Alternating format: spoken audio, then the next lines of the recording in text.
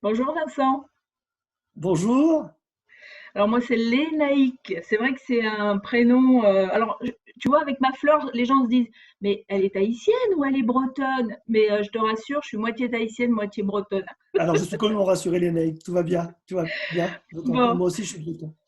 ben voilà, bienvenue en Bretagne pour les gens qui vont nous regarder. Alors Vincent, tu es formateur en technique de vente éthique et naturelle.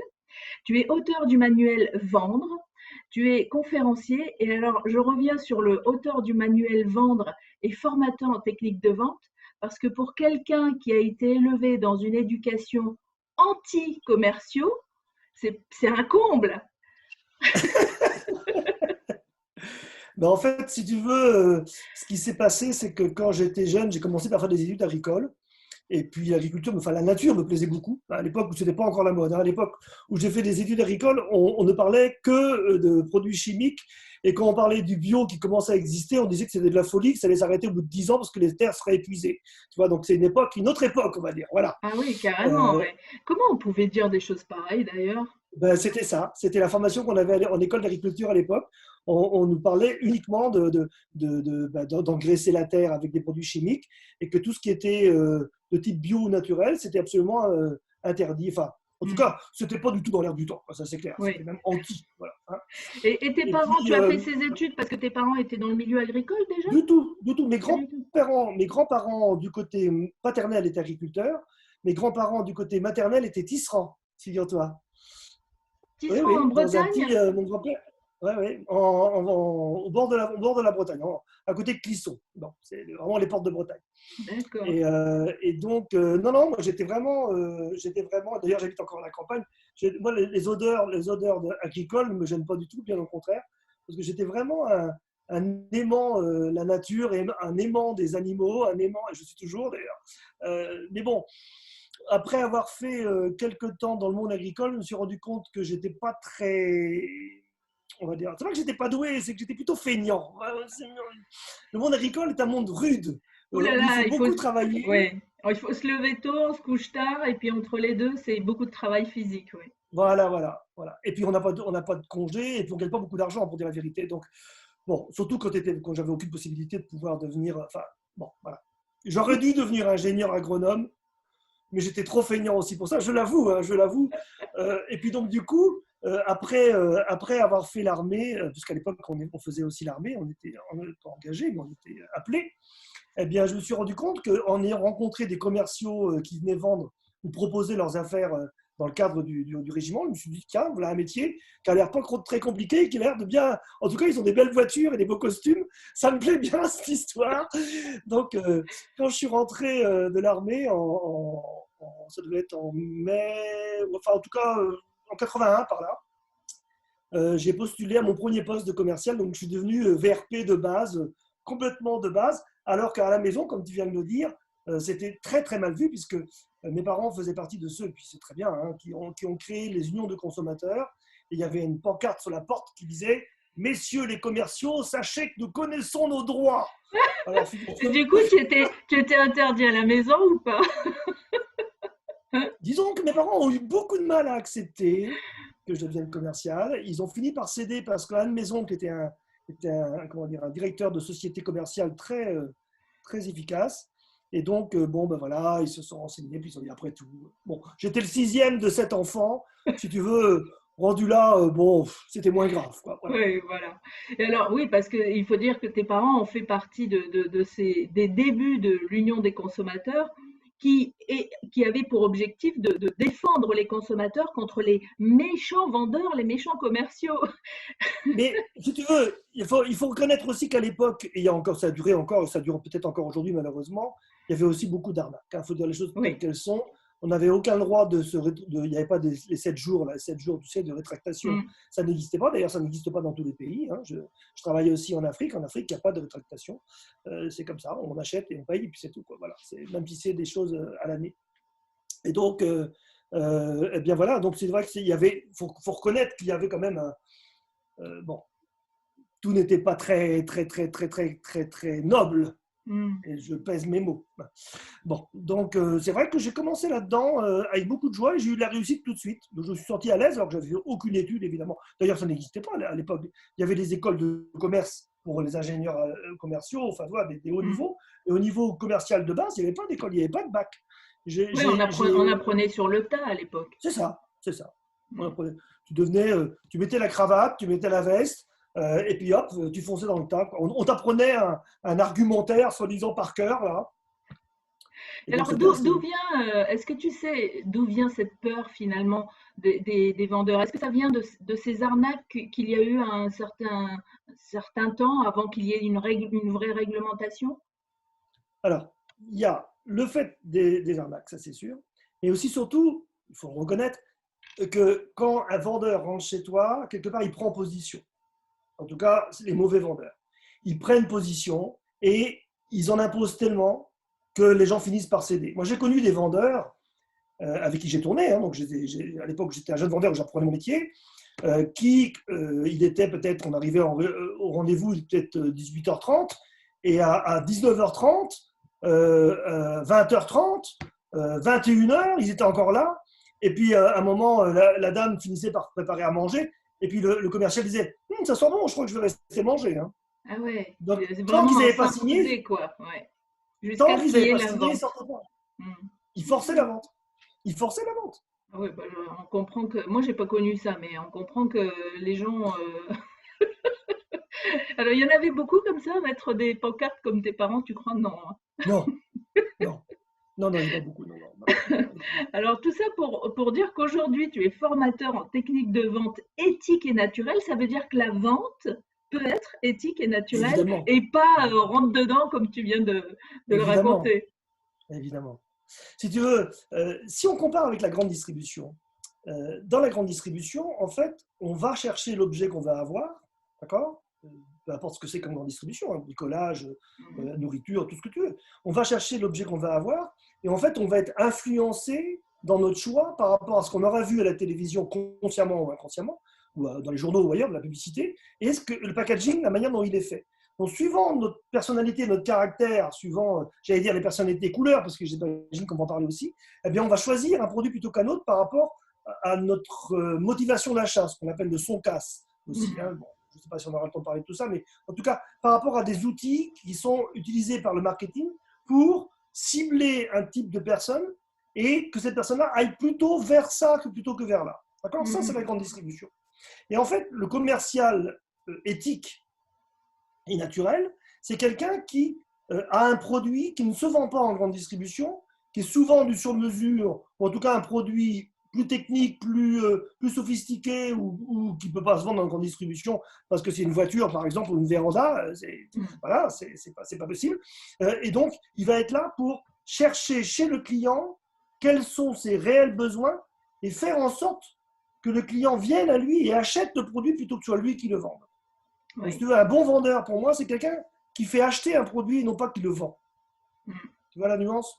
Ah bah oui, carrément. D'ailleurs, c'est l'objet de ton deuxième livre, parce que ton premier livre s'appelle Vendre, et le deuxième, c'est J'aime pas vendre et j'aime bien faire acheter. Donc c'est exactement ça. C'est ça. C'est-à-dire que, en fait, dans ce livre, ce que j'explique, c'est que je donne des techniques, si tu veux, aux commerciaux pour que quelqu'un qui n'a jamais fait de vente, et dans le monde de la vente directe, par exemple, je suis un spécialiste de la vente directe, on en parlera peut-être, parce que j'en ai fait une grosse partie de ma carrière, eh bien, dans la vente directe, on a affaire à beaucoup de distributeurs indépendants qui ne connaissent pas la vente, ou qui ont cette idée du vendeur, justement, de baratineur, emporteur d'affaires, et c'est le cas de le dire, emporteur d'affaires. Hein. Mmh. Et donc, eh bien, qu'est-ce que je leur apprends, qu'est-ce que je leur enseigne, puisque c'est mon métier de formateur, eh bien, c'est de faire en sorte de vraiment s'intéresser à l'autre, s'intéresser à ce qui se passe, s'intéresser à l'environnement qui est autour de lui, pour, dans sa gamme de produits, dans sa gamme dans les services qu'il peut apporter, trouver la meilleure solution pour la personne qui est en face de lui. Voilà, c'est ça. Tu t'adresses en fait à un futur vendeur, à un vendeur expérimenté ou pas, et tu réponds à des questions qu'ils peuvent avoir. Alors moi, par exemple, je viens de démarrer dans le marketing relationnel, et c'est vrai que j'ai un problème avec ce mot vendeur qui ne me, que je n'aime pas et c'est comme si j'avais peur qu'on me dise oh ben dis donc toi tu vends enfin voilà et donc en fait moi je démarre je peux m'adresser à toi en tant que formateur et dire bon ben voilà comment je fais ou alors j'achète le livre parce que le livre est un vrai manuel pratique ça veut Ah dire ben, que c'est le livre, tiens, je l'ai Mmh, là, le livre Vendre, vendre, vendre, c'est tout simplement un livre dans lequel j'ai mis tout ce que j'ai appris, transmis, vécu, puisque j'ai eu des équipes jusqu'à plusieurs milliers de personnes dans mes équipes sur plusieurs pays. Et donc, on avait des résultats, on avait beaucoup de chiffre d'affaires, alors qu'on était parti de zéro. Pourquoi? Parce que eh bien, j'enseignais, et puis je formais des formateurs, comme on dit, hein, je mmh, transmettais, on dupliquait une manière de travailler qui consistait non pas uniquement à créer l'équipe et à la faire grandir, mais aussi à ce que chacune des personnes de l'équipe vende de manière à gagner de l'argent pour lui-même. mmh, Parce que dans la vente directe, on le sait bien, il y a deux voies. Il y a la voie de ce qu'on appelle le parrainage, donc le grandissement de l'équipe, la cooptation, hein, pour faire grandir l'équipe. Et puis, il y a la voie du chiffre d'affaires. S'il n'y a pas de chiffre d'affaires, ça ne sert à rien. Je veux dire, on peut être des milliers dans une équipe, ça devient un club de copains, quoi, si on veut. mmh. Mais ça ne sert à rien, puisqu'on ne va rien consommer, à part ce qu'on consomme nous-mêmes. Donc, du coup, c'est un club de consommateurs. Ce ne sont pas des vendeurs à domicile indépendants, VDI. Ce n'est pas de la vente directe en réseau. C'est tout simplement de la consommation. Ça me dérange pas, entre parenthèses. Hein. Ça me dérange pas. Mais ce n'est pas le sens de ce que je comprends à travers la vente directe. Ce que je comprends à travers la vente directe, c'est que je suis consommateur d'un produit qui me convient parfaitement.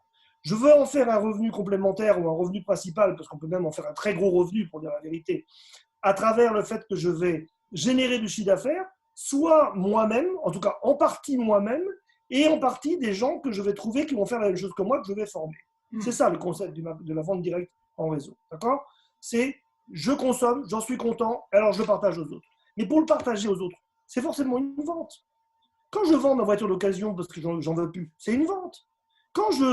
À la limite, en extrapolant, quand je suis tombé amoureux de mon épouse, j'ai été faire une vente en la convainquant que c'était bien moi l'homme de sa vie. J'exagère un peu, hein. Oui, Mais oui, oui. quand un enfant réclame quelque chose à ses parents, il essaye de faire une vente, il essaye de se vendre lui-même. D'ailleurs, quand on cherche du boulot, on est tout le temps en train de faire une promotion de quelque chose. Tu vois. Donc, la méthode que j'utilise, que je pratique, c'est une méthode qui consiste toujours à s'intéresser à l'autre plutôt qu'à vouloir lui forcer à acheter. Je reprends l'exemple de l'enfant. L'enfant veut absolument un vélo rouge. C'est ce vélo qu'il veut. C'est son obsession. Il peut très bien, forcément c'est un enfant donc il n'est pas formé, il peut très bien sans arrêt,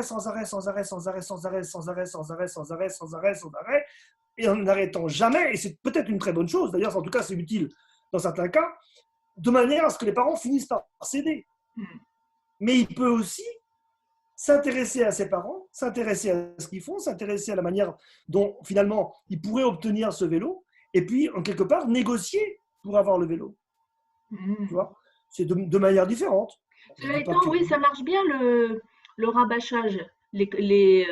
Comment, les boîtes de pub le savent bien. C'est pour ça qu'on voit des pubs qui reviennent et qui reviennent et on voit ça 10 fois, 150 fois. On a l'impression de ne plus les voir et en fait, il y a notre inconscient qui prend toute l'information et voilà comment peut se générer ensuite une vente.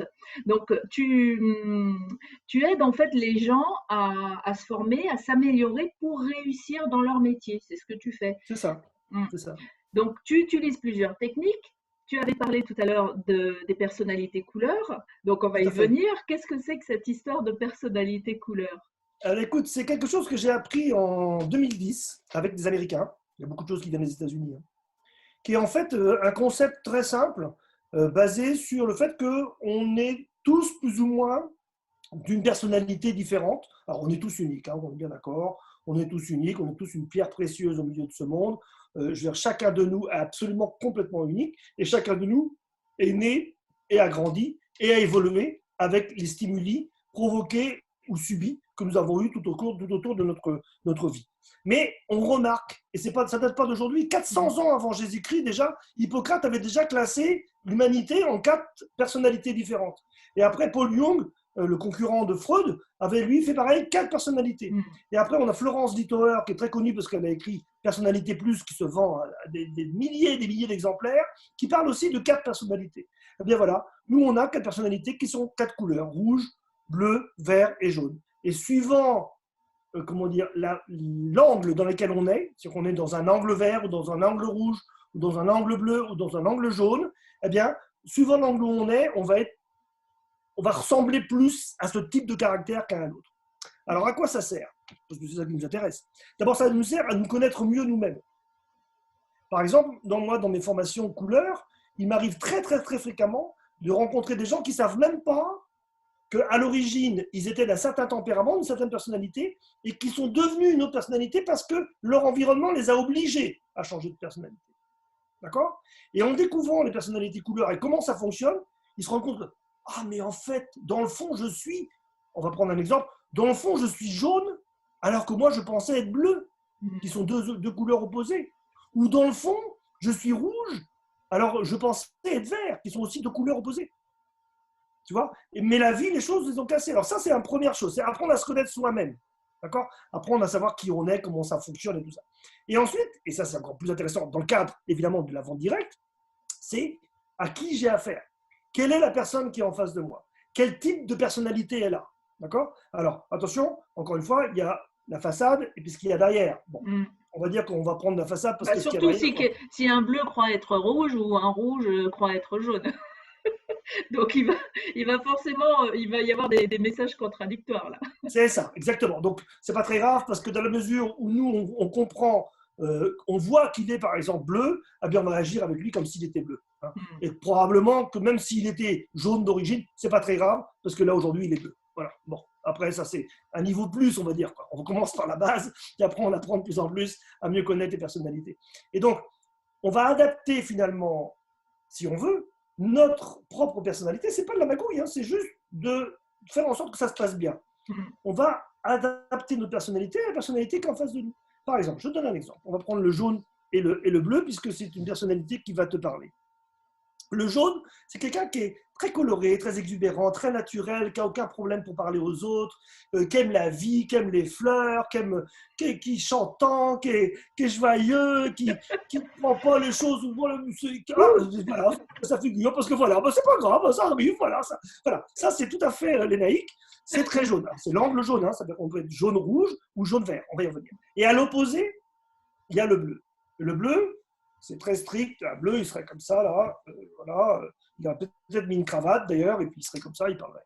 Et vous comprenez, ce qui est important, vous comprenez, c'est la distanciation qu'il y a entre l'être humain et puis son objet, de manière à ce que les choses soient bien rangées. Vous comprenez? Parce que les choses doivent être dites comme il faut, au moment où il faut, et rangées à l'endroit où il faut. Donc, si on a dit qu'on commençait à 15h, on commence à 15h et pas à 15h15, Madame Ménaï. Vous comprenez? Ces choses ne vont pas. Voilà. Donc ça, c'est vraiment l'opposé. Alors, imagine, toi qui es jaune, tu arrives chez un client qui est vert, qui est bleu, et tu t'en rends compte. Alors c'est pareil, lui il est dans l'angle bleu. Bon, c'est donc bleu-rouge ou bleu-vert. Bon, il faudrait faire la formation pour bien comprendre tout ça, mais si ça vous intéresse, mes formations sont en ligne de toute façon, vous pouvez les capter. Eh bien, voyant tout de suite que tu as affaire à une personnalité de type bleu, toi qui es naturellement plutôt jaune, tu vas retenir ta personnalité jaune de manière à ne pas froisser la personne qui est en face de toi. Ce qui t'intéresse, c'est pas d'exister. Là, tu es en train de faire une vente. C'est pas de te mettre en avant. Ce qui t'intéresse, c'est d'obtenir un résultat. Faut appeler un chat un chat. Si je viens pour proposer mes produits merveilleux à mon ami, à ma famille, ou à des amis d'amis, ou à des relations, à des voisins, c'est pas uniquement pour me dire « Ah, t'es beau, ah, t'es sympa ». Non, c'est pour que derrière, à la fin, on obtienne une vente. Mais...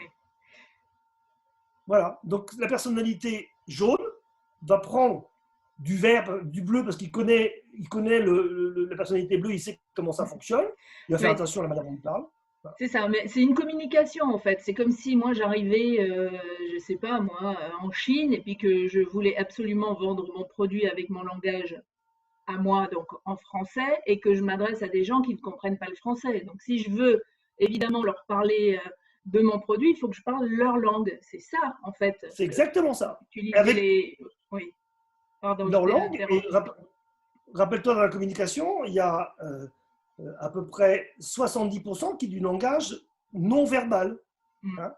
C'est du langage physique. Ça veut dire qu'en Chine aussi, il y a tout un tas de codes qui existent, pour reprendre ton exemple, qui sont de l'ordre du langage physique et qu'il va falloir que je Que je pratique. connaisse, voilà, que je connaisse, parce que sinon, je ne vendrai jamais rien en Chine. Mais j'imagine qu'à Papette, on n'a pas forcément exactement le même type de vie qu'à Douarnenez Non, ou à mais Quimper. évidemment.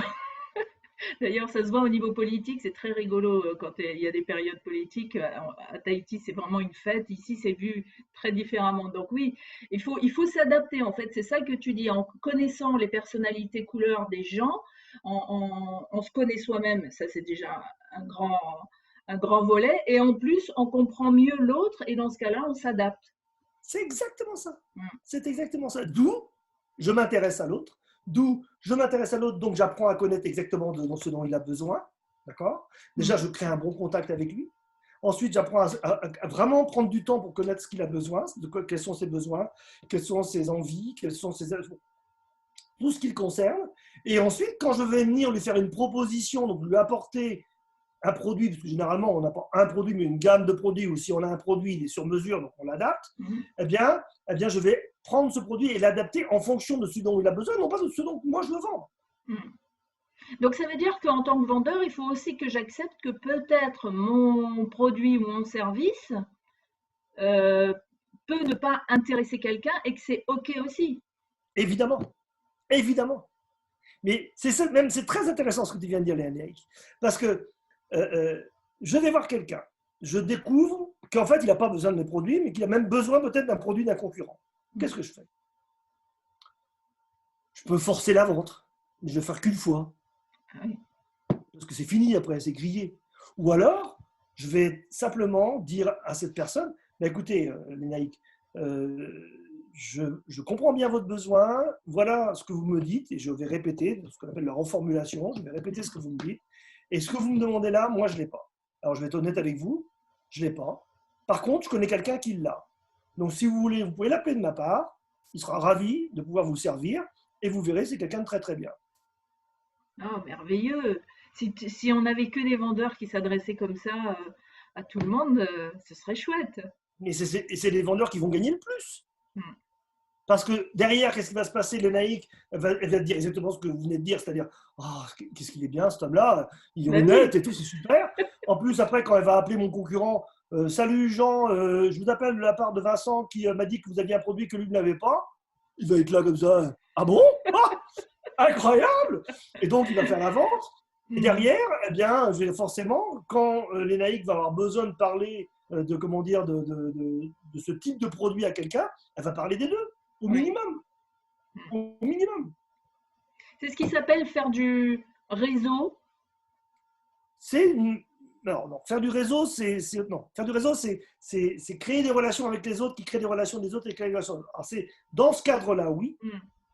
mais c'est pas faire du réseau pour faire du réseau. C'est trouver une solution pour le client, là, pour le coup. Oui, c'est ça. Hein. Faire du réseau, c'est vraiment ce qu'on appelle réseauter, c'est vraiment se créer un maillage de relations qui vont faire que je suis connu sur la toile, comme on dit, je suis connu sur Internet, et que quand quelqu'un a besoin de mes services, les gens savent à qui s'adresser. Moi, j'ai régulièrement des appels, et merci, parce que c'est quand même très agréable, de personnes qui cherchent en effet ma spécificité, qui est dans le monde de la vente directe, les techniques de vente, Hmm. le marketing relationnel, moins, mais les techniques de vente dans le marketing de la vente directe ou dans la vente directe par réseau, les personnalités couleurs, le management par exemplarité. Réfléchissez et devenez riche sur tout ce qui concerne le développement commercial en général, Oui. en On, consulting ou on en va, on formation. va revenir sur tes formations. Je voudrais, tout à l'heure, tu as parlé de la méthode Sanka, c'est ça? Son casse. Sonkas, pardon. Qu'est-ce que c'est? Alors, c'est un moyen mémotechnique, c'est son cas, hein, son cas à lui, quoi, si tu veux. C'est un moyen mémotechnique pour se rappeler les motivations d'achat. Donc, le S de son cas, c'est sécurité. Le Mhm. O, c'est orgueil. Le N, c'est nouveauté. Le C, c'est confort. Le A, c'est argent. Et le dernier S, c'est sympathie. Donc, il y en a même qui ont rajouté un E, son cas SE, pour écologie. Bon, je ne suis pas sûr que ce soit utile. En tout cas, ce que je veux dire, c'est que j'ai rien contre l'écologie, mais au contraire, je suis un homme de la nature, je le dis, je le répète, et je pourrais te montrer mes plants de tomates qui sont à côté et que je vais planter demain dans ma serre. Euh, non, il s'agit ici de motivation d'achat. Par exemple, j'ai ça à côté de moi. Voilà, ça c'est une marque, hein, c'est Stabilo Boss, c'est un surligneur. Ben, ce surligneur respire quelque chose. Il émet quelque chose. Il émet des motivations d'achat. Si j'achète Stabilo Boss, c'est parce que probablement que j'ai besoin de me sécuriser, parce que c'est une marque, alors j'achète de la sécurité. Peut-être, alors l'orgueil, peut-être pas, parce que ce n'est pas des prix suffisamment hauts pour que ça puisse être de l'orgueil, il ne faut pas exagérer. Mais bon, imaginons que ça serait comment dire, un stylo Mont Blanc, ben là, ça serait aussi de l'orgueil. Ça serait de la sécurité, mais aussi de l'orgueil. D'accord ? C'est pas un stylo Mont Blanc. Imaginons que ça soit un, ça serait aussi de l'orgueil. Ensuite, le confort, ben, je sais que c'est très facile à utiliser et que ça va me permettre de vraiment faire quelque chose de très rapide, d'accord, d'efficace.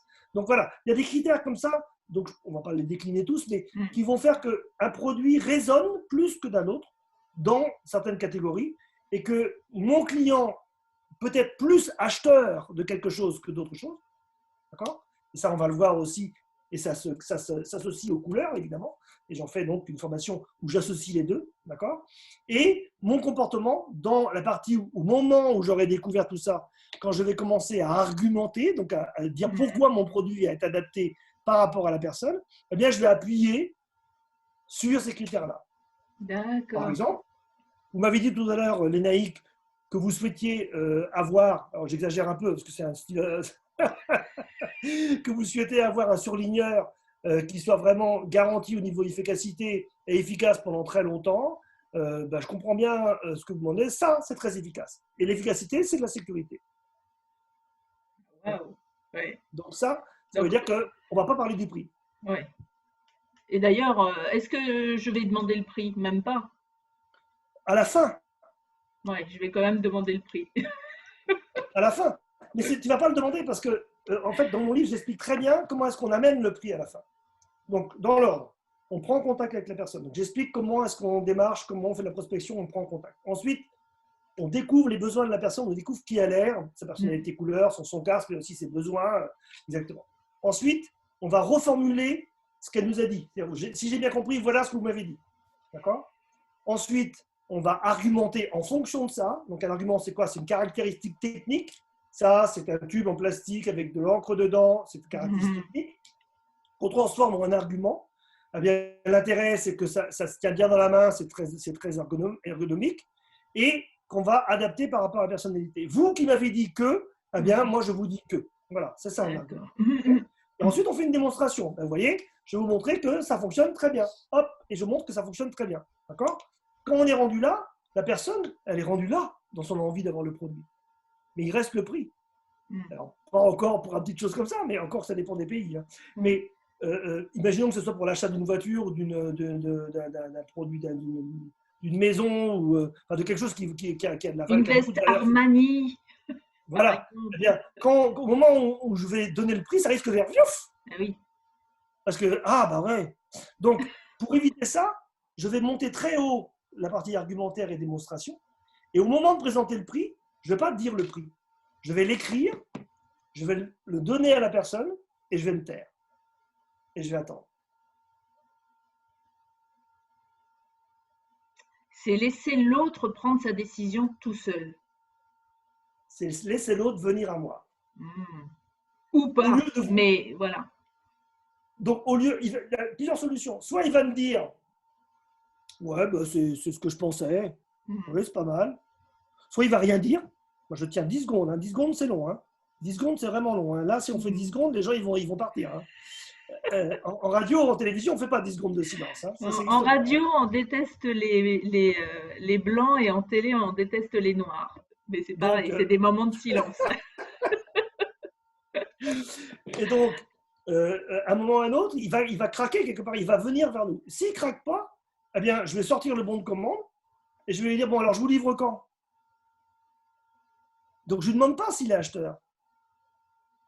Parce que si j'ai fait mon travail de manière propre avant, de manière éthique, de manière naturelle, si au moment là où j'ai présenté le prix, il ne vient pas vers moi en me disant « Oh là là, c'est trop cher, oh là là, non, non, j'en veux pas, machin et tout », Ça veut dire qu'il est acheteur, donc je n'ai pas besoin de me poser la question. Donc je sors mon bon de commande et je lui demande, alors, je vous livre quand? Ok. Ou alors, Et si jamais je réagis, oh là là, non, non, non, justement, ouf, c'est un peu trop cher. voilà, c'est à ça qu'on vient. Oui. Donc ça, c'est la partie encore dans le livre où je dis, les objections font vendre. Parce que le moment où je réagis, au moment où je sors le bon de commande, le moment où la personne réagit, ça veut dire qu'elle est acheteuse, mais qu'elle a besoin d'un petit aide. Elle a besoin qu'on l'aide à prendre une bonne décision. Ça, c'est un banquier qui m'a appris ça. Il m'a dit, vous savez, Vincent, les gens ont besoin qu'on les aide à prendre une bonne décision. Et c'est vrai que la plupart des gens ont besoin qu'on les aide à prendre une bonne décision. Le tout, c'est que ça se fasse dans la douceur et encore une fois, dans l'honnêteté, parce qu'on sait que c'est le bon produit pour la bonne personne. Je ne peux pas imaginer que vous vendiez, quiconque vende un produit qui ne lui convienne pas, surtout dans la vente directe où on consomme soi-même les produits. Pour autant, rappelons-nous que ce n'est pas forcément pour ça que ça intervient, ou que ça aide, ou que ça va plaire à la personne qui est en face de nous. Mais si ça a été vérifié par la découverte et la reformulation, alors il n'y a pas de raison qu'on n'aille pas au bout de la vente. Alors c'est drôle que tu dises ça parce que j'ai fait des études de tourisme en Nouvelle-Zélande et notre prof nous répétait sans cesse, quand il y a un client qui n'est pas content, il faut l'écouter et ensuite vous répétez ce qu'il a dit et vous lui demandez comment est-ce que je peux vous aider. Et la plupart du temps, voilà, c'est fini. En fait, tous les argumentaires, voilà, tout ça, c'est terminé. Ça s'appelle dégonfler l'objection. Alors comment est-ce qu'on fait en effet? Quelqu'un par exemple, quand tu viens dire oh là là, oh là là, oh là là, moi je ne suis pas tout de suite. Alors là, d'abord je fais un silence, l'air de dire je comprends pas. Faut être acteur aussi un peu, quoi, non? C'est des méthodes, hein. C'est des méthodes. Ouais. C'est des méthodes, mais c'est pas des méthodes. C'est facile à jouer. Si c'est d'être acteur, c'est facile à jouer. Hein. Il suffit d'apprendre à se taire. Donc, bon. Ok, tu dis, je comprends pas, je vais te dire, bah, quand même, parce que là, c'est un certain prix, j'ai pas les moyens, là. J'attends. Parce que je veux savoir quelle est la vérité. Je veux creuser. Je veux creuser, comprendre qu'est-ce qu'il y a derrière. C'est ce qu'on appelle souvent une fausse barbe, ça. C'est-à-dire que j'ai pas. En fait, tu ne vas pas essayer de me dire que c'est pas cher. Ça. Non, enfin, jamais. Oui, c'est ça. Non, c'est toujours le bon prix. Donc, c'est pas cher, c'est le bon prix. C'est le prix qui a été décidé par une société qui a été donc je te dis oui, alors j'ai pas les moyens et tu me dis rien. Logiquement, qu'est-ce que je vais dire? Attends. Imaginons que tu dises rien pendant longtemps. Dans ce cas-là, je veux dire, attendez, il y a quelque chose que je ne comprends pas. Est-ce que vous pouvez m'expliquer exactement ce que vous êtes en train de me dire? Vous me dites que vous n'avez pas les moyens. Qu'est-ce que ça veut dire? Ça veut dire qu'aujourd'hui, vous ne pouvez pas vous offrir ça? Ça veut dire que vous pensez que c'est trop... Qu'est-ce que ça veut dire? Dites-moi. Je veux creuser. Ok, alors je te dis, je n'ai pas les moyens de me l'offrir. Oui, mais ça veut dire quoi? Vous n'avez pas les moyens? C'est pas les moyens aujourd'hui? Oui, pas les moyens aujourd'hui. Ok. Quand est-ce que vous aurez les moyens? Je ne sais pas. Ah bon? Alors, attendez, parce que si j'ai bien compris, on se voit parce que le produit que je vous propose est un produit que vous souhaitez avoir. Et il m'a semblé tout le long de notre discussion, la manière dont ça s'est passé, que c'était exactement le produit qu'il vous faut. Est-ce qu'on est bien d'accord que c'est vraiment le produit qu'il vous faut? Ah oui, j'adore cette veste Armani, ça c'est sûr. Bon, alors, il faut qu'on trouve une solution, vous êtes d'accord avec moi? Mais comment on fait? Alors, il faut qu'on trouve une solution. Donc, par exemple, si je sais que dans la vente directe, ça arrive assez fréquemment, que j'ai une marge de négociation, comme on dit, je ne veux pas l'utiliser, mais elle est là. Je le sais, c'est dans ma tête. Si je sais que je peux faire du paiement en 2 fois ou en 3 fois ou en 5 fois, c'est quelque part dans ma tête, mais je ne vais pas le dire. Je vais poser des questions. Et en fonction de ce que je vais, voilà, en fonction de ce que va dire la personne, encore une fois, c'est toujours écouter ce que dit l'autre, quoi. C'est ça, s'intéresser à l'autre, écouter ce que dit l'autre, laisser l'autre venir à nous. C'est quelque part l'autre qui va trouver la solution tout seul. C'est ça. Nous, on a un panel de solutions et on veut trouver la meilleure pour la personne. Donc pour ça, il faut qu'on pose des questions pour que ce soit elle qui vienne. Tu vas pas sortir toutes tes cartes et dire voilà, il y aurait peut-être ça ou il y aurait peut-être ça, ça sert à rien. Non, parce que oui, mais non, mais ça redevient de la vente forcée. Ça redevient de la vente forcée. On fait de l'étalage, du déballage. Bon, madame, bon, cette robe vous convient, on est d'accord? Oui. C'est exactement ce que vous voulez. Oui. Bon, aujourd'hui, elle vaut 1000 euros. Ok. Mm. Qu'est-ce qu'aurait été le prix sur lequel vous auriez dit tout de suite oui? Oh, je suis sûre qu'à cette question, il y a des gens qui vont te dire bah, zéro, non? Attendez. Moi, je veux bien qu'on rigole si vous voulez, hein. Moi, ça me dérange pas. Ça fait 1 heure qu'on est ensemble, qu'on tâche de trouver des solutions tous les deux. Moi, je veux bien. Mais bon, dans ces cas-là, le mieux qu'on fasse, c'est que, bon, allez, voilà, on va s'arrêter là. D'accord. Bon alors, ça c'était les gens qui ont envie de te faire bisquer. Et sinon, les gens qui vont être sérieux, ben, de toute façon, s'ils sont intéressés par le produit, ils connaissent le prix du produit. Donc, Ils connaissent ou ils imaginent. oui. C'est là qu'on va savoir. C'est là qu'on va savoir. Par exemple, il va dire, j'ai cru voir qu'un de vos collègues faisait ça à 900 euros. Hmm. Ah, vous avez rencontré des collègues? Comment ça s'est passé? C'était quoi? Qu'est-ce qui vous a plu chez eux? Tu vois? Elle avait une Tout ça, fleur je à le développe l'oreille. là-dedans, hein. Pardon? J'ai dit, elle avait une fleur à l'oreille. Ah, Elle m'a plu. voilà. Elle Je venait de comprends. Tahiti. Je comprends. Je comprends. J'aurais dû baisser la veste et me mettre plus à l'aise avec vous. Oh, mais fallait me le dire. Ouais. Bon, tout ça, c'est pour dire qu'en fait, on ne s'improvise pas vendeur. Euh, On peut. On peut. Oui, On ça peut. peut Mais être naturel, ça peut être un don naturel aussi. c'est ça. Et puis on fera une vente. Enfin, c'est ce que je faisais au début quand j'ai commencé comme commercial. Je faisais une vente sur 10 prospects. Hmm. Et à la fin, je faisais 3 ventes sur 5 prospects. Ah ouais, le Donc, ratio là, il commence oui, à être beaucoup plus intéressant. bah, évidemment. Donc, qu'est-ce On qui n'est a pas été dans le plus dur quand tu as démarré, toi? J'ai posé la même question à Jérôme que nous connaissons aussi ensemble. Est-ce qu'il y a eu un moment où tu t'es dit, ouf, ça, je vais pas réussir à faire? Non? Non, ça veut dire que c'était quelque chose de Ah, naturel, en fait, peut-être pour toi. alors, il a fallu. J'ai jamais eu cette question dont tu parles, j'ai jamais eu cette réponse. Hmm. Il a toujours, et encore aujourd'hui, fallu que je me forme. Ouais. Je te donne un exemple. Quand j'ai voulu devenir formateur, c'était en 93, et j'avais déjà j'avais quelques années d'expérience, on va dire ça comme ça, parce que je ne vais pas dire mon âge, je vais faire ma coquette. Tu peux, Eh hein? bien, non, ça n'a pas d'importance. Eh bien, j'ai envoyé un programme de formation. Bon, ce qu'aujourd'hui, je suis en train de refinaliser mon nouveau catalogue de formation, par exemple. Voilà, j'ai envoyé ça à quelqu'un que je connaissais dans une chambre de commerce. D'ailleurs, c'était à Morlaix, pas très très loin de chez toi. Cette personne-là m'a répondu en renvoyant le document, barré en rouge, en marquant dessus: retourne d'abord chez ta mère à prendre l'orthographe. Aïe! Ah bah Aïe, aïe, aïe! tu t'étais pas relu ou quoi? Mais à l'époque, j'avais alors que j'étais chef d'entreprise et tout ça, donc j'étais pas nigo, loin de là. Ouais, J'avais ouais. été, j'avais été président des commerçants, et ainsi de suite. Mais on n'avait pas d'abord les outils qu'on a aujourd'hui pour corriger l'orthographe Mm, sur mm, mm. l'ordinateur. Et puis j'avais sans doute tout oublié de ce que j'avais comme. Donc j'ai tapé du poing, j'ai hurlé, j'ai pleuré, et puis j'ai pris des cours.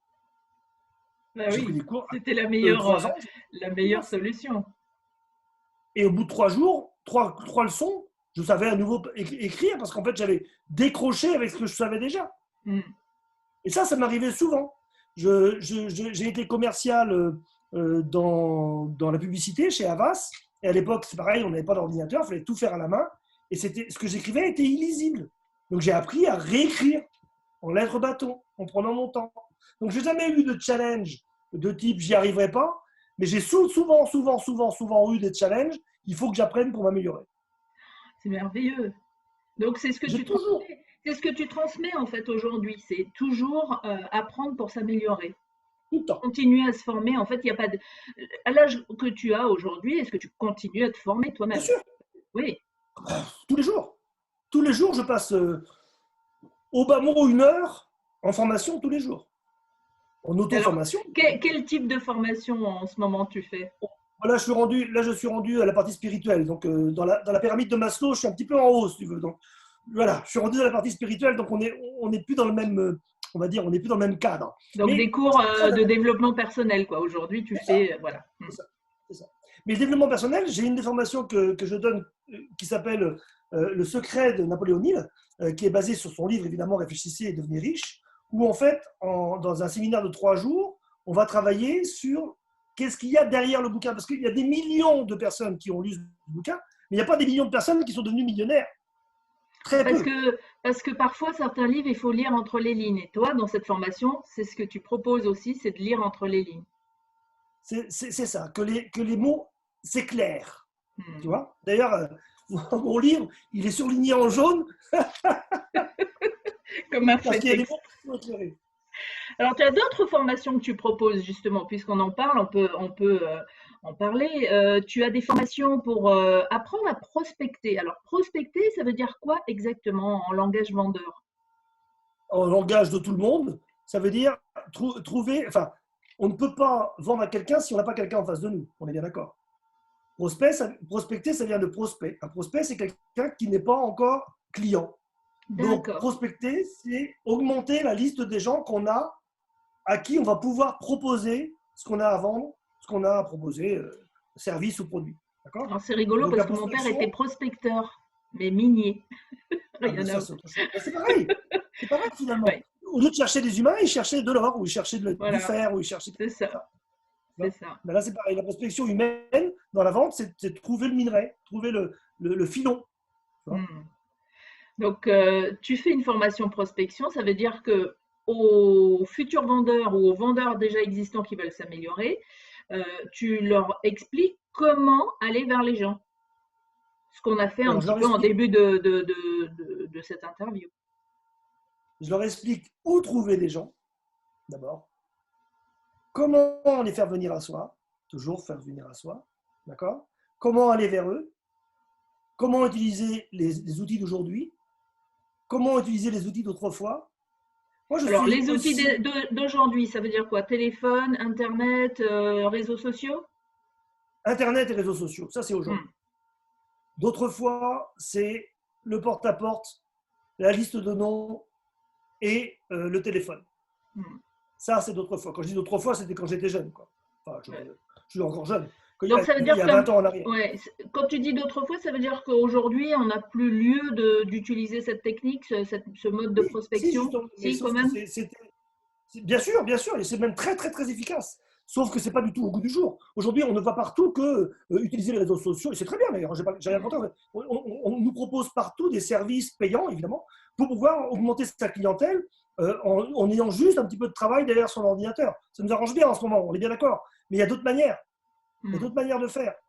Il y a savoir envoyer une lettre, tu vois. Moi, je mets en application des méthodes où au lieu d'être à 1 pour 1000 de résultats, on est à 30 pour 100. Ça demande plus de travail, évidemment.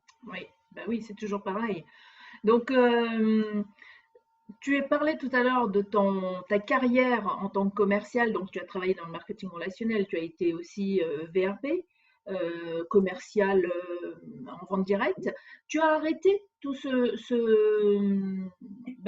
tous ces métiers pour te consacrer aujourd'hui à la formation et à l'écriture?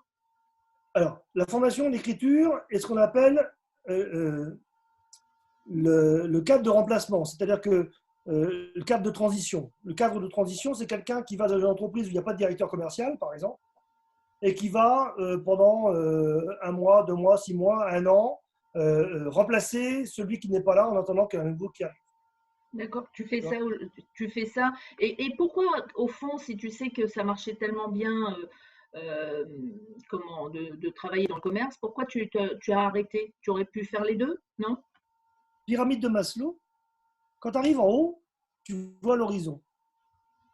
Et quand tu vois l'horizon, tu te dis, est-ce que c'est vraiment utile d'avoir tout ça et de dépenser son temps, sa vie, sa famille pour avoir tout ça? Je ne dis pas que je ne vais pas replonger, hein, parce que c'est possible que si une personne proche de moi, un ami ou une amie me dit, tiens Vincent, viens, on va remonter un truc dont je sais qu'elle sait que je sais, cette personne-là sait, et que je sais moi que c'est vraiment quelque chose qui me tient à cœur. Bon, je ne dirai pas ici ce que c'est parce que Si ça arrive, on va percer le panier. C'est possible que je m'associe à nouveau et que je reparte de plus belle vers les conquêtes. Mais ce n'est pas le cœur de ma vie aujourd'hui. Le cœur de ma vie, c'est de transmettre aux autres ce que j'ai appris de manière à ce qu'eux aussi puissent avoir la jouissance que j'ai de la vie que j'ai aujourd'hui. J'ai l'impression que c'est plus on avance dans l'âge et plus c'est quelque chose de normal, ça.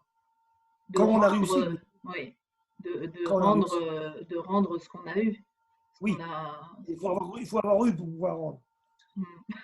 Il y a malheureusement beaucoup de gens qui sont âgés et qui sont âgés et qui sont aigris ou qui sont malheureux ou qui ont peur de la mort. C'est triste.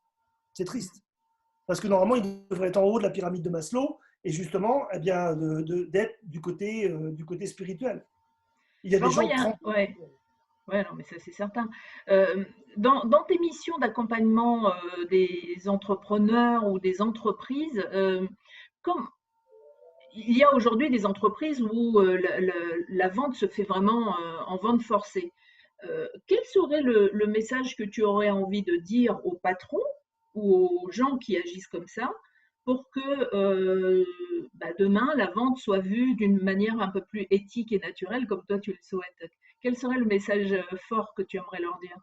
Il y a un séminaire que je donne qui s'appelle Réussir par l'exemplarité ou Manager par l'exemple, qui est un séminaire qui s'adresse justement aux chefs d'entreprise qui se plaignent sans arrêt en disant oui, mais mes vendeurs ils vendent pas, ils vendent mal, j'ai un gros turnover, j'ai du mal, pourtant je leur fournis des voitures, je leur donne un bon salaire, je comprends pas, pourquoi ça marche pas. Et en fait, j'explique à ces personnes-là que là, les vendeurs, même si c'est important pour eux de gagner de l'argent, évidemment, c'est pas toujours le but en soi. Le but en soi d'un bon vendeur, c'est de pouvoir croiser des clients dans la rue et que ces personnes-là traversent la rue, viennent les voir, les saluent et leur disent ah, monsieur Carey, depuis que vous m'avez vendu ce produit, c'est extraordinaire dans ma vie. D'ailleurs, je connais des gens qui seraient intéressés. Est-ce que vous pouvez venir à la maison pour que je vous les présente? C'est ça que cherche un commercial. Mmh. Bien sûr, l'argent va découler de ça, mais ce n'est pas l'argent en premier ni la voiture en premier. En tout cas, c'est rarement ça. Et si c'est ça, ce n'est pas forcément des bons commerciaux. Il va chercher le contentement du client et la fierté de pouvoir vendre un produit qu'il aime dans une entreprise qu'il aime. Et donc, j'expliquerai à un directeur commercial qui fait de la vente forcée pour vendre que peut-être que s'il n'est pas content des résultats, ça vient peut-être justement de la manière dont ça se passe dans son entreprise. Et qu'il serait peut-être temps de revoir les choses pour qu'on change le paradigme, on change la manière de voir les choses, de manière à ce que demain, on a affaire à des clients qui viennent et non pas des clients après qui il faut toujours courir. Je vais prendre un exemple. Il y a un célèbre robot culinaire Oui. qui est vendu très, très, très, très cher par rapport à ce qu'on trouve dans le commerce. Celui qui commence Qui est par vendu en T, vente c'est directe, ça? qui commence par T, c'est ça, et qui finit par un X, comme ça on aura fait le tour. Eh bien ce robot-là ne se vend que par cooptation, que par réunion, et le principe même de la vente est basé sur le fait de ce robot doit être utile et doit être utilisé par les personnes qui l'achètent. Ça ne doit pas être un robot qu'on vend une fois, mais c'est un robot qui doit être continuellement. Et quand ils ont changé, ils changent de modèle très, très, très, très, très rarement. Je crois que c'est une fois tous les 10 ans ou tous les 15 ans. Et quand ils ont changé de modèle, ils ont eu une quantité incroyable de gens qui avaient des vieux modèles qui ont accepté de changer pour reprendre le nouveau. Ça, c'est la vente merveilleuse. Moi, j'ai une amie qui travaille dans ce monde-là, elle n'arrive pas à contenter tous les clients. Elle fait des dizaines et des dizaines et des dizaines et des dizaines de ventes tous les mois sans jamais pouvoir contenter tous les clients, tellement elle a des gens qui la réclament pour venir chez elle. Et quand elle a commencé à zéro, comme tout le monde. Parce qu'elle s'intéresse et elle s'occupe de faire en sorte que les clients soient contents. C'est ça la belle vente. Tu vois, c'est ce que je dirais. Donc un directeur qui pousse ses vendeurs uniquement sur du chiffre, c'est pas une bonne méthode de vente au final. C'est pas une méthode de management. Oui. Il faut donner des objectifs, évidemment. Il faut qu'il y ait du challenge, il faut qu'il se passe des choses, bien sûr. Mais ça doit être la carotte plus que le bâton. Le bâton existe, il faut qu'il y ait un cadre. Mais ça doit être la carotte. Il faut avoir envie. Oui, vaut mieux une carotte qu'un bâton d'ailleurs. Hein. Ben, tu sais ce qu'on dit? On dit, plutôt que t'acharner à pousser un âne pour qu'il aille boire, mets-toi au milieu du champ avec un beau bac d'eau claire et tu verras, les étalons vont arriver. J'adore cette image. Dans les autres formations que tu proposes, alors tu fais des formations en ligne et tu fais des formations en présentiel aussi, hein. C'est Donc, ça. tu as ce fameux séminaire de 3-4 jours, Grandir ensemble.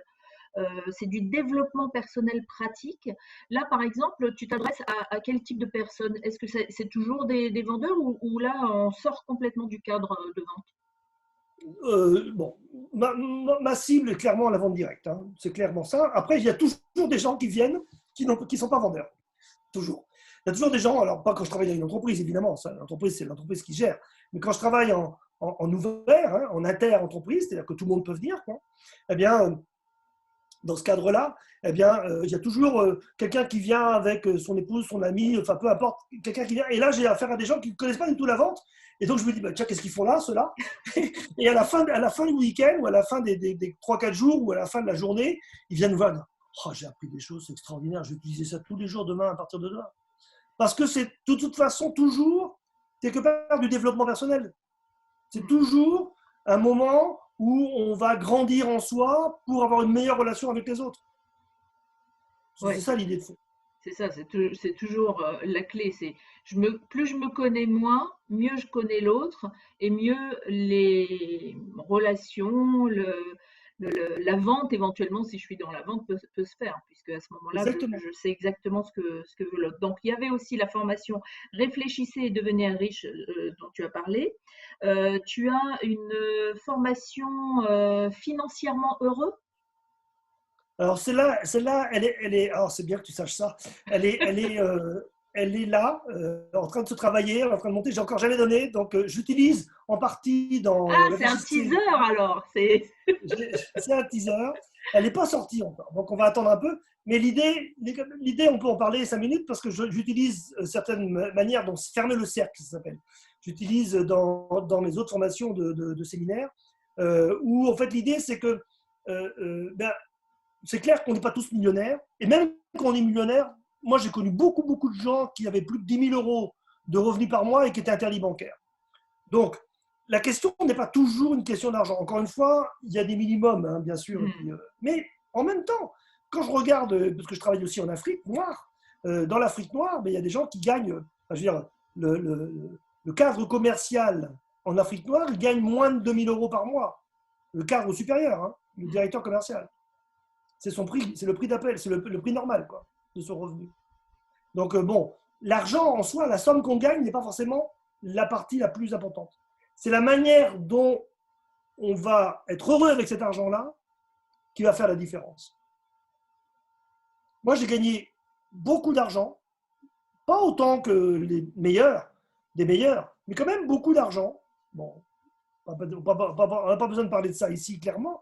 Et aujourd'hui, je gagne beaucoup moins d'argent, mais beaucoup moins d'argent. Je crois que j'ai divisé par 5 ou 6 mes revenus. Mais je suis plus heureux, parce que j'ai Oui, moins de besoins. oui, et puis on redéfinit ses priorités avec l'âge aussi. J'ai aucune dette. Je donne beaucoup. Je donne beaucoup. Vraiment beaucoup. Et je suis très heureux. C'est pas les mêmes priorités. C'est vrai que je n'achète pas un costard toutes les semaines. C'est vrai que je n'achète pas du Armani. Moi non plus, hein. Pas encore. Donc, on a vu les formations couleurs, c'était au tout début de cet entretien. Qu'est-ce qu'on a encore? Tu as une Alors, formation j'ai une formation certifiante, en tout cas qui est en cours de certification, qui dure 10 jours et qui est justement sur les techniques de vente. Alors là, c'est vraiment la formation complète qui intègre les couleurs, d'ailleurs, et le son casse, bien entendu, qui prend 10 jours. Et là, on tranche, hein, on ne fait pas forcément 10 jours à suivre, hein, c'est des tranches de 2 jours ou de 3 jours, ou d'une semaine, si c'est possible, où là, je vais vraiment, dans l'entreprise, prendre l'ensemble de l'équipe commerciale, y compris d'ailleurs ceux qui sont au téléphone, ceux qui font les secrétaires commerciaux, toutes ces choses-là. Et on va vraiment prendre le temps de couvrir toute la partie commerciale, de la partie, comment dire, personnalité couleur d'abord, puis premier contact, jusqu'à la partie aux sorties de la vente, de ne pas faire d'erreur en sortant de la vente une fois qu'on a signé. Parce qu'il y a ça beaucoup de doit être, ventes qui sont annulées. ça doit être passionnant d'aller comme ça en entreprise. Est-ce que tu as des histoires à raconter, une histoire là par exemple, on va pas en raconter 10, mais une histoire où tu arrives comme ça en formation et il y a quelque chose qui se passe et puis Ben, qui fait évoluer toute l'équipe. c'est toujours la même chose, hein. C'est que j'arrive dans, par exemple, ben, je parlais de la dernière qui m'est arrivée, j'arrive à Ouagadougou, donc au Burkina Faso. Je rentre dans une start-up qui fait du service informatique pour les commerces. Mais il faut comprendre que en Afrique, le commerce, c'est pas quelque chose qui c'est un pignon sur rue, mais c'est d'ailleurs de le parler parce que c'est une boîte quoi. C'est quatre planches. Enfin, j'exagère à peine. C'est vraiment. Il y en a comme ça tout le long de la rue quoi. Il n'y a pas de porte quoi. Ou alors c'est uniquement et encore bon, il y en a quelques-uns qui ont des portes à cause de la poussière, mais pas tous. Donc il est dans un monde complètement différent. Et donc ces gars-là, ces commerciaux, ils arrivent tant bien que mal à vendre leur système, mais ils ont affaire à des clients qui n'y connaissent rien en informatique, évidemment, souvent qui ne parlent que le moré, un petit peu le français, parce que c'est la langue nationale quand même, ils parlent plutôt l'un des dialectes locaux, et qui, de toute façon, pour qui, bah, tout ce qui est gestion, comptabilité, tout ça, bah, voilà. Donc j'arrive dans ce milieu-là pour proposer mes services, parce que le patron me l'a demandé, hein, parce que lui, il faut augmenter ses ventes. Eh bien, c'était extraordinaire, parce que j'ai fait des formations avec des gens euh, dont une partie ne comprenait ce que je disais, si je parlais doucement et en articulant bien et en choisissant bien mes mots, et qui faisaient les sketchs de vente en langue locale, en moré. Et, et comme j'ai cette compétence des personnalités couleurs et de bien comprendre, alors bon, on voit une pointe de l'iceberg, on ne voit pas tout ce qui est en dessous, hein, de bien comprendre comment ça se passe chez l'humain, eh bien, je corrigeais le commercial alors qu'il parlait dans une langue que je ne comprenais pas. Et il nous regardait.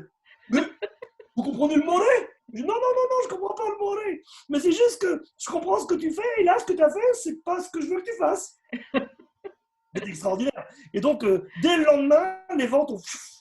Ah ouais, Quand on parle extraordinaire. de gens qui n'ont pas eu de formation en technique de vente et qu'on leur apporte quelques notions simples de ce qu'il faut faire, derrière, ça fonctionne. Alors, ça ne veut pas dire que ça fonctionne tout le temps, il faut revenir souvent, parce qu'il faut chasser le naturel, il revient au galop, comme on dit, hein. Donc, voilà. Donc il faut, c'est ce que tu disais en fait, la formation, s'améliorer, ça ne se termine jamais en fait. Dès qu'on commence, c'est toute la vie. Et c'est tant mieux. Ah C'est tant bah mieux. Ma oui. maman a 96 ans. Elle a 96 ans, eh bien, elle continue à se renseigner, à apprendre. Alors, elle prend pas des cours, hein, parce qu'elle n'a pas besoin, mais elle continue et c'est pour ça qu'elle est en pleine forme. Alors maintenant, je la bats, quand on joue au Scrabble, je la bats, mais bon, il n'y a pas longtemps, elle me battait encore, hein, c'était quelque chose. Hein. Il fallait se battre, vraiment. Et donc, ben voilà, c'est quelqu'un qui a continué perpétuellement à se former. Quand on se dit se former, c'est s'informer, c'est apprendre des choses. C'est pas forcément rentrer en formation. Quoique, elle continue à avoir, à travers des associations, des réunions chez elle, et en effet, elle apprend des choses voilà, pour améliorer encore. Bon. Alors, c'est pas dans la vente, hein, ça c'est sûr, c'est pas dans la Oui, vente. mais voilà, de toute façon, ma mère, c'est pareil. Elle était à l'âge de la retraite, elle découvre Internet et elle me disait des fois, avec le décalage horaire, je dis, maman, tu es encore debout. Mais elle dit, mais c'est magique parce qu'elle allait sur une information, hop, il y avait un truc qui l'intéressait, ça l'emmenait sur une autre. Et elle passait des heures comme ça. Et alors, elle a été passionnée parce elle avait plein de rêves. Elle voulait à Tahiti que les problèmes de terre ben, soient réglés, etc. Donc, tout ce qui était foncier, ça l'intéressait. Et c'est vrai que elle travaillait, des fois, j'avais l'impression qu'elle travaillait plus à la retraite, à se former à apprendre de nouvelles choses que quand elle travaillait, et Dieu sait si elle travaillait déjà beaucoup puisqu'elle était enseignante. Mais oui, oui, oui, et mon père, c'est pareil. Mon père, 87 ans, il regardait les cartes, les dictionnaires, il se nourrissait comme ça. Donc effectivement, comme tu dis, on va pas forcément faire une formation avec un professeur, mais au fond, dans la vie, on est toujours en train d'apprendre. Et toi, On tu se es nourrit. juste spécialisé dans la vente, dans la vente éthique et naturelle, c'est ça. Et dans le développement commercial en général. Hmm. Est-ce que tu veux dire quelque chose pour terminer? Oh, ben, je vais juste vous dire que vraiment la vie est belle et qu'il faut aller chercher dans la vie ce qui est le mieux pour nous. faut pas se prendre la tête à se compliquer les choses, à, à vouloir absolument ce que les autres ont. Ça sert à rien tout ça. Ce qu'il faut, c'est ce qui est important pour nous. Chercher le fondamental à l'intérieur de nous. Chercher ce qui nous fait vibrer, ce qui va faire qu'on va être en paix, en sérénité et qui va nous faire grandir. C'est un petit peu comme la quête de l'amour finalement. Quand on tombe sur la personne qu'on tombe amoureux et qu'on voit bien que cette personne est amoureuse, eh bien, on est sur un moment, une bulle là, qui est une bulle magique, une bulle extraordinaire. Eh bien, il faut tendre pour que notre vie au quotidien soit comme ça. Non pas tout le temps dans la passion, je ne parle pas de passion là, je parle de sérénité, de savoir qu'on va vers des moments bons ou moins bons, mais on sait qu'on y va, on sait qu'on va au bout, on sait qu'à la finalité, ça va être le bonheur, quoi. Voilà. Donc, la marche vers le bonheur, ça commence par le bonheur vécu au quotidien. Voilà ce que je veux vous dire. Merci Vincent. À bientôt.